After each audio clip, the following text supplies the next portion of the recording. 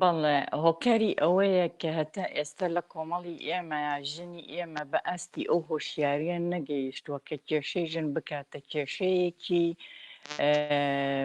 یعنی قۆڵی سیاسی لە ناو کۆمەڵگایە. هەتا ئێستا واز تقریبان 32 ساڵە حکوومەتی خۆبەخۆ هەیە دەیان ڕێکخراو هەن حتا سانتەرێکی جندەر کراوەتەوە لە ئەوێ بەڵام هەتا ئێستا تیۆری نییە لەسەر ئەوەی کە بۆچی پیا و تونند و تیژی بەکارهێنێ بەرامبەر بەژنام کە یەک دنیا هۆکاری سایکۆلۆجی دەرونی کۆمەڵایەتی سوسیۆلۆگی و شێوازی پەروەردەشی یعنی شێوازی پەروەردەبوونی ئینسان لە خۆی کۆمەڵگایە ژنی کوردی بەداخەوە تاسە نەیتوانیوە ڕەفتاری پیاو لە ناوخۆی کۆمەڵگەی کوردیا بخاتە ژێرپرسەوە کە بۆچی بەو شێوەیە ڕەفتارەکە بەرامبەر بە مناڵ و ژنان یا حتا بەرامبەر بە هاوڕەگەزەکانی خۆشی و ئەمە بە عقل و ئاگایی ئەکرێ بە هۆشیاری فەمەنیستیە کرێەوە بەداخەوە ئەوانەی کە ئێستا لەوێ ئیشەکەن من نامەیە زۆر لە ینی کارەکانیان کەم بکەمەوە بەوەی کە هەنێشتی پراکتیکی باشەکەن کە شەڵتەرێک هەیە و کە داڵدەی کەسانێک گەدەن و خەڵکانێک لە مەترسی مردن ڕزگارەکەن بەڵام لە ڕاستیە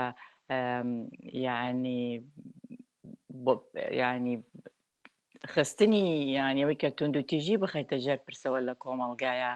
بە هەڵواسینی وێنەی کوژرا و سوتاوەکان ناکرێت لە گەلەریەکانە بەوە ناکرێ بەو کڕوزانەوەی ئێستا ناکرێت کە ڕێکخراوەکانی ژنانە ئەیڵێنها پیا و ژنە کوژێ ئاها چۆم ینی جۆرێک لە زمانی پارانەوەی تایە ئەمانە عقلی قۆڵیەوێ هۆشیاری قۆڵیەوێ ئەمانە بەرهەمهێنانەوەی بەڕاستی دەسەڵاتی پیاسالاریە لە ناوخۆی کۆمەڵگایە فەمەنیستێکی سویدی هەیە لێراڵێ ژنان پیاوانی بوون بەڕێوابن بەڵام ژنان پیاوانی بوون بەڕێوابن و ئەوەی کە ئێستا ئەو نۆرمی کارکردنە و شێوازی کارکردنە لە کۆمەڵی کوردیا کە ڕێکخراوی ژنی کوردی کە لەبەرەوەی خاڵیە لەو هۆشیاری فەمەنیستیا بەرهەمهێنەرەوەی پیاوسالاریە لە ناوخۆی کۆمەڵگایە هەڵبەت مەبەستم لە شەخص وەکو پیاو نییە بەڵکو پیا وەکو ستروکتور وەکو دابوونەریت وەکو سیستمێکی کۆمەڵایەتی ینی نووسرا و نەنووسرا ئەو ڕەفتارانی کە ئینسانێکە لە کۆمەڵگایە هۆکاری هەیە یعنی بەبێ باگروند نییە نە قودرەتی ئیلاهی و نەسروشتیشە وە تۆ بۆ ئەوەی لەوە تێبگەی کە خەڵک بۆچی وەکات ئەبێ یعنی لە بواری ئاکادمیایشی لەسەرکەی تۆ ئەبێ لێکۆڵینەوە بکەیت کە ئایا بۆ نمونە ڕەفتاری ئەو پیاوانەی کە لە خێزانەکانیان یا مەسلەی دیسپلین و کۆنتترۆلیان هەیە پەیوەندی بە ناسنامە و شخصی ئەو پیاوە هەیە کە نادڵنیایە لە پیاوەتی خۆی چونکە ئەو کەسە نادڵنیە لە پیاوەتی خۆی لە ڕێی تونند و تیژیەوە پیاوەتی خۆی ئیسپاتەکە ینی ئەم جۆرەشتانە ینی بە بەحسی ئاکادمی و بە فکری قۆڵەکرێەوە و هەتا ئێستا لە کۆمەڵی ئێمەیە ژنی ئاکادمیکەری وامانە نەکرد ژنی ئاکادمیکە خەڵکی ئاکادمیکەری وامانە کە ئەم لایەنەی ژیان بخاتە ژێر پرسەوە فەمەنیزم لە ساڵی هەفتایە گۆتەیەکی هەیە بەوەی کە ئەوەی تایبەتە سیاسیە ئەوان پێیان وایە یعنی سیاست لە ژووری نووسنەوە دەست پێەکە ئێمە ئەبێ بزانین لەوەیە چی ڕوەدا وەکو من چۆن لە وڵاتەیە کە لە ێژین بە هەمان شێوەیە مازین لە ژووری نووسنەکانە چی ڕوەدا کێ لەوێ دەسەڵات بەدیوێ لە دیوەکانە بەسەر ئەوی تراپیاداکە بەڵام ئەو سیاستەی کە ئێستا لە خودی کۆمەڵگەی کوردیا هەیە ڕێک پێچەوانەی و سیاستی فەمەنیزمە ئەوان گەیانەوە کۆمەلگا چاکەن ناو ماڵی هەر هەمووشیان ینی پڕە لە کۆی لە پڕە لە کێشە پڕە لە تونند و تیژی ئێمە زەو ناخینە سەری ئێمە ئیشی لەسەر ناکەین بە شێوەیەکی جەوهری و ئەمە گرفتی ئەساسی سەرەکیە کە ئێمە خەڵکی ئاکادمی ئێمە ئەم شتانە بە هەندوەر ناگرێ بۆیە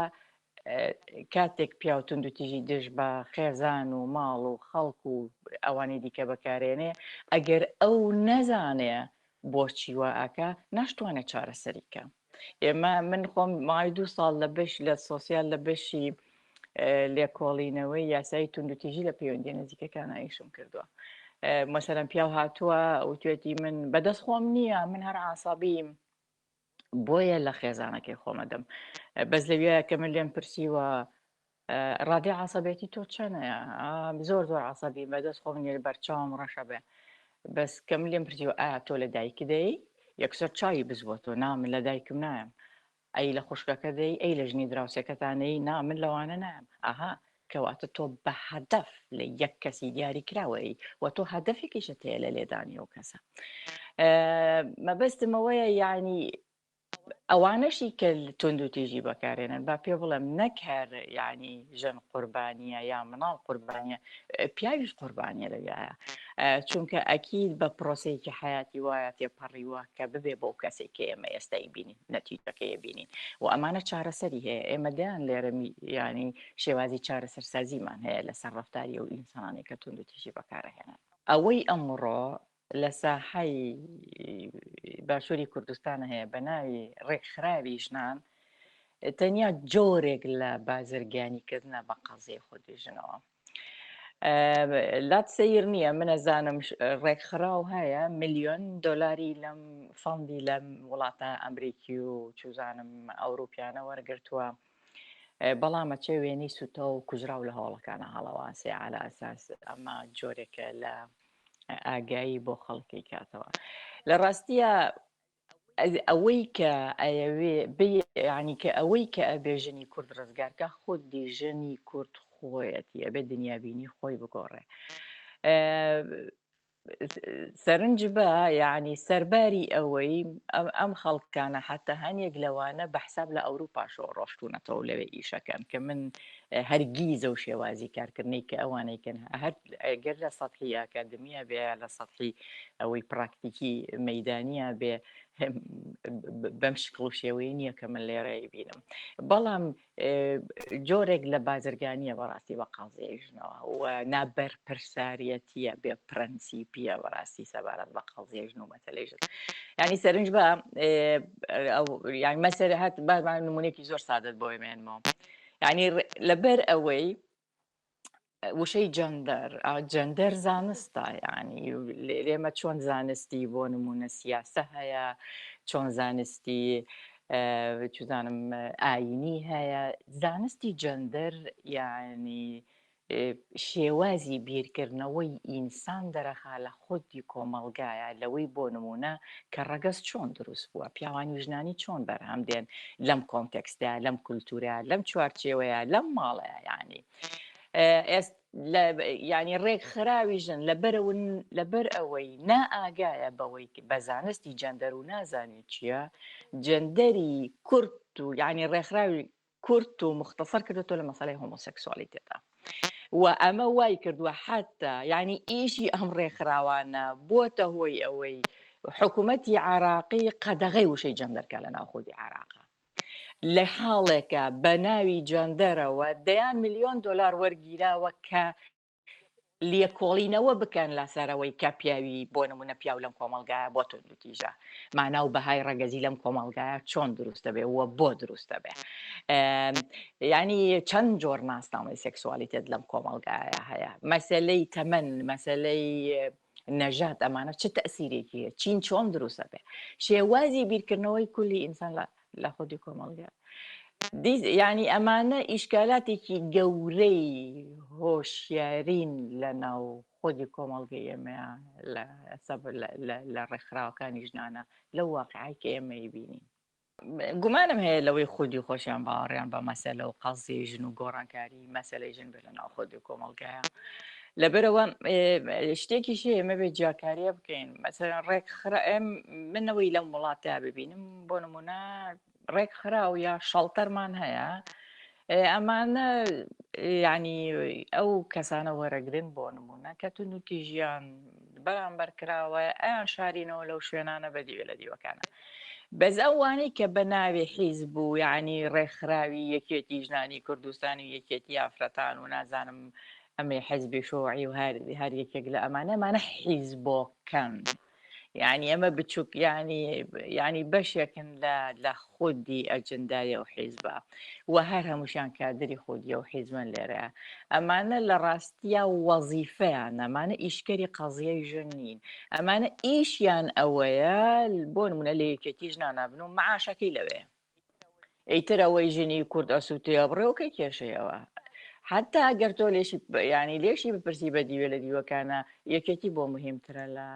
لە پارتی بۆ مهمترە لە مەسلەی ژن حتا کە سەبارەت بە شخصی خۆی لە ناو کۆمەڵگایە کێشەی ژن کێشەی کۆمەڵایەتی و ڕێکخراوەی نیە کێشەیەکی سیاسیە لەبەرەوەی ڕەبتی ڕاستەخۆی بە دەسەڵاتەوە هەیە تۆ چۆن نتوانیە معادلەی دەسەڵاتە بگۆڕی لە ناو خودی کۆمەڵگایە بە سیاسە دەتوانین بکەیت بە ئایدۆلۆژیا توانی بکەی و ئایدۆلۆژیای فێمینیزمە کە یەکسانی دەسەڵاتی ڕەگەزی لە ناو کۆمەڵگایە دابینەکە چۆن مارکسیزم سەرمایه‌دار لە بینەبا و چینی کرێکارەکە چینی سەردەستەی خەڵکی لانی کەمێ مە نەماوە تۆ ژن ئەبێ سەردەستە بێ بەڵام ئەمانەوێت دەسەڵاتی یەکسانی لە ناو خودی کۆمەڵگایە هەبێ ناکرێ ژن بکوژرێ بە حکومیەوەی ڕەگەزی ژنە لەبەرەوەی لە سنووری دەسەڵاتی پیا و بەدیوێ لە دیوەکانە دەرەچێ من پێم وایە کێشەی ژن ینی بۆ نمونە گەرمن بێم ئێمە چۆن چی نەبێتە کێشە لە کۆمەڵگایە مەسەلەی جیاوازی چینایەتی کێشەیەکە و ئایبێتە کێشەیەکی سیاسی و تۆ دوجار لە ڕێ ئایدۆلۆژیای مارکسیستەوە سۆسیالیزمەوە ئاتەوێ چی دەسەڵاتی چینایەتی و سەرمایه‌داری ناوخۆتی کۆمەڵگایە بگۆڕێتەوە دیکتاتۆری پرۆلتاریا دامەزرێنی و ناتوێت سەرمایه‌دار سەردەستە بێ و چۆن بە هەمان شێوە بۆ نمونە مەسەلەی نەتەوایەتی تۆ کە کاتێک بزوتنەوەیکی ڕزگاری خوازیت ئەوێتەوێت سەربەخۆبی لەبەرەوەی ستەمی نەتەوەی قبول ناکەی وەستەمی ڕەگەزیش بەعینە شێوەیە تۆ لە ڕێ ئایدۆلۆژیای فێمەنیستەوە فێمەنیزمەوە ئەتوانی ئەو معادلەی دەسەڵاتە بگۆڕی ئەسۆ لێرە جۆرێک یعنی تۆ لە پێشابێت کێشەکە فۆرمولێراکەی ینی دروستکەی کە ئایا بۆچی پیا و توندوتیژی بەکارێنن تۆ هەتا هۆکارەکانی پشتی ئەمە نەزانی کە هۆکاری توندوتیژی یعنی چییە ناشتوانانی چارەسەریکەی چکە کێشەکە لە لای قوربانیەکە نییە کێشەکە لە لای ئەو کەسەیە کە جەریمەکە ئەنجامە کە تاوانەکە ئەنجامە و هەتا ئێستا یعنی ژنی کوردی نەیتوانی و ئەدای پیا بخاتە ژێر پرسەوە ئەخلاقیاتی پیا بخاتە ژێر پرسەوە یعنی پرس بەوەی ئەو ڕەهاندە سایکۆلۆجی و ینی دەرونی و کۆمەڵایەتی و پەروەردە یاڵم و تۆ ئەتا ئەو ئینسانە خۆی بە ئاگانە بێ لەوەی ئەو ڕەفتارە بۆکە چارەسەریشی نابێ لەبەرەوە بەم شکڵێکی ئێستا یعنی زەو لەسەر قوربانیە بە بۆچوونی منە بێ پێچوانە بکرێتەوانێ یعنی ئەمەش ئیشی جددی و قۆڵیەوێ بە تایبەتی لە سەڵکی ئاکادمیا تۆ بە ئیشی لەسەرکەیکە ئەم گروپە لە پیاوان بۆ ئاکەن ئەم گروپان لە پیاوان بۆ ئەمەیتریەکەن و چارەسەر بی بۆ ئەو پیاوانی کەم ئەدانیان هەیە لە ڕێی تەراپیەوە لە ڕێی دەروون ناسەوە چونکە ئەو ڕەفتارە ڕەفتارێکی ئینسانانەی باش نییە سوات لەبەرەوە گرنگە ینی ئەوەی زەو لەسەر قوربانیە بیخەنە سەر تاوانکار ینی و بە شێوەیەکی قۆڵ بخرێتە ژێر پرسەوە بەڕاستی ئەوەیە کێشە ئاساسەکە بەڕای من